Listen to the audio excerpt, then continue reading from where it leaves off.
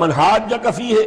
تو اے نبی جو بھی اس معاملے میں آپ سے اب بھی حجت بازی کرے، جھگڑا کرے، بحث کر رہا ہے، ابھی سینگ الجھا رہا ہے بحث کے اندر،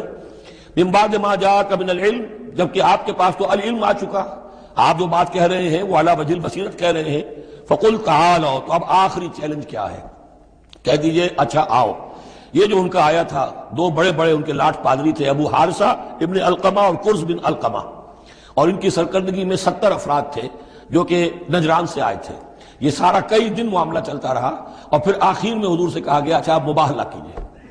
قل، ان سے کہہ دیجئے تعالوا، آؤ، ندعو ابناءنا وابناءکم، آؤ ہم بلاتے ہیں اپنے بیٹوں کو، تم بلاؤ اپنے بیٹوں کو، ونساءنا ونساءکم، ہم بلا لیتے ہیں اپنی عورتوں کو، تم بلاؤ اپنی عورتوں کو، وانفسنا وانفسکم، اور ہم بھی آ جاتے ہیں تم بھی آ جاؤ،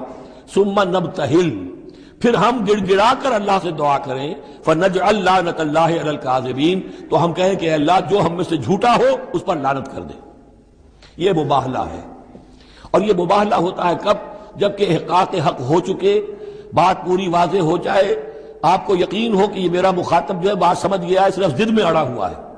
اس وقت پھر یہ مباہلہ آخری شے ہوتی ہے، تاکہ ظاہر ہو جائے۔ اگر تو واقعتاً اسے یقین ہے تو وہ مباہلہ کی چیلنج قبول کر لے گا،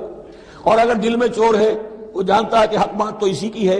اور لہذا پھر وہ مباہلہ نہیں کرے گا۔ چنانچہ یہی ہوا، انہوں نے مباہلے سے انکار کیا، فرار کی راہ اختیار کی، اور ایسے ہی چلے گئے۔ فمن حاجک فیہ من بعد ما جاءک من العلم فقل تعالوا ندعو ابناءنا وابناءکم ونساءنا ونساءکم وانفسنا وانفسکم ثم نبتہل فنجعل لعنت اللہ علی الکاذبین ان ھذا لہو القصص الحق، یہ ہے صاف صاف جو بھی سرگزشت ہے صحیح اور حق، وہ یہ ہے، وما من الہ الا اللہ، اور نہیں ہے کوئی معبود اللہ کے سوا، وان اللہ لہو العزیز الحکیم، اور یقیناً اللہ تعالی ہی ہے زبردست اور کمال حکمت والا۔ یہاں اب دوسرا حصہ ختم ہو گیا، یہ 31 آیات ہیں، 32 اور 31 مل کر یہ 63 آیت پر۔ فَإِن تَوَلَّوْا، پھر اگر وہ پیٹھ موڑ لیں،